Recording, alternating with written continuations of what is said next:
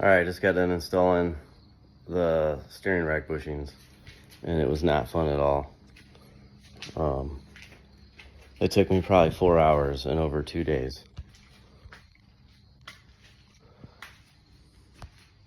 I'll show you what's going on. So the instructions were wrong, but anyways, the new ones are in. But here's an old one right here. See, this one's more round looking, right? And then this one's got a distinct shape to it. This actually goes on the driver's side. Well, the pictures on Super Pro say view from front.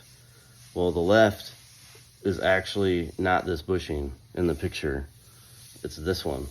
But if you look at the picture, it's a right-hand drive car, so that threw me off. So I wasted a good hour trying to get the bushings in that were not even on the right side.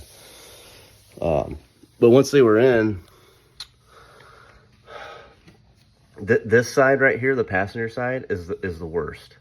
Well, this one's bad too, but you get this bolt in the back started, and then you have to take vice grips and you have to clamp this down and then get this one started. That takes a while, depends on, because you're trying to clamp this, and it's got this bracket hole's got to be at the right, because it's fine thread, for it to get going. So I did that, and I hammered it down with my impact, and then I backed it off, whatever, and then I torqued it all down. But I had to back it off first, because then I came over to the driver's side. So the order I did mine was I did the passenger side first and then the driver's side. It would probably be easier. I don't think it really matters what side you do first. But whatever side you do first, keep the bolts loose, because that way your rack can move a little bit. And then the same process, but this time, this one goes underneath the bottom. There's a rubber plug access hole. You pop the little plug out, and it's a set. These are all 17 millimeter. And you got to get this one started. This one fought me a little bit. And you're underneath the car trying to do it blindly. You can't see. You're just fishing and feeling the threads if they're catching. So I just had the socket in my hand, hand threading. So I don't want to strip anything. And then once I felt it, I took my hand ratchet and I ratcheted it. And then when I came up, I got out from underneath the car and I looked, and I could see the threads were like halfway up the nut. I was like, okay, it started. Like, I knew for sure it was good. This one, same situation as over here, vice grips. And I clipped my vice grips on the corner, like right here, to the bottom tab underneath there. Took me a couple tries, and then I was able to get that one started. These lines are kind of intruding. They're kind of in the way for the socket, so, but it's doable. But I'm glad those are in.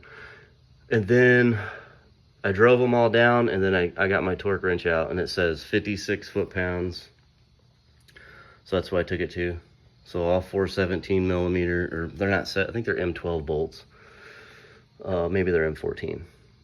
Torque them to 56 foot-pounds, and then I'm good to go.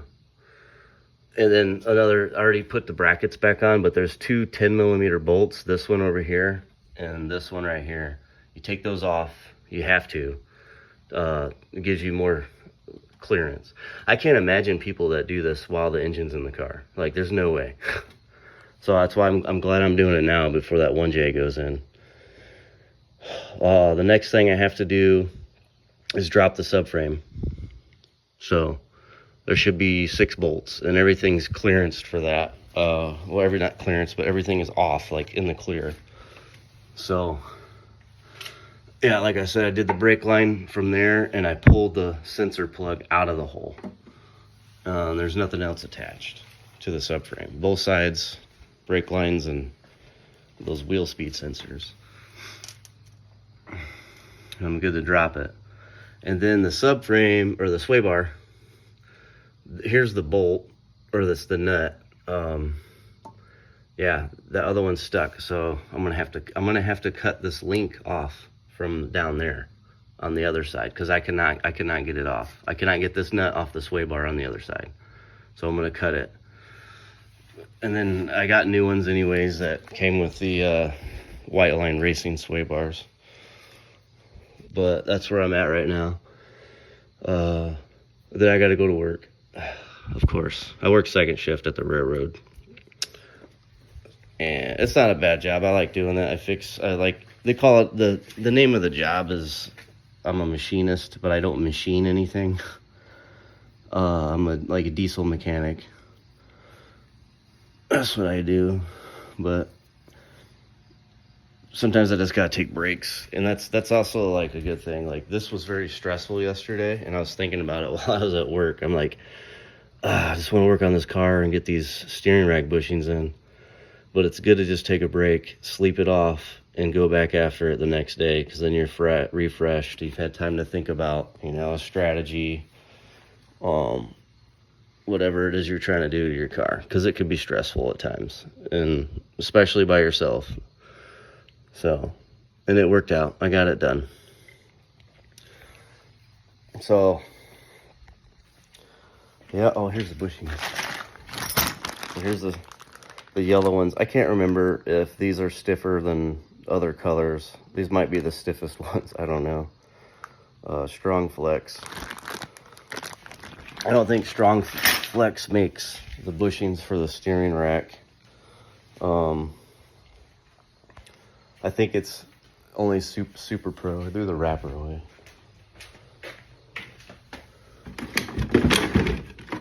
I already dumped the recycles. But yeah. And I don't think this engine bay is going to get like much cleaner because it's a white engine bay. But it's good enough for me. Most of the black tarring, like, it's kind of real sticky. Probably ain't gonna come off, and that's fine. It's like baked on oil residue and road grime, but I'm fine enough with this. This is clean enough for me for a street car. It's not gonna be a show car. It's more like a resto mod. So that condenser looks like it's seen better days. I guess it still worked though, and the previous owner had the car. The air conditioning was fine. Alright, well, that's it for today. I'll get some more video. I'll try to get some video doing the subframe bushings, because that shouldn't be too hard. Just dropping with the jack underneath of it, and then I'll install those. But thanks for watching, guys. Like and subscribe.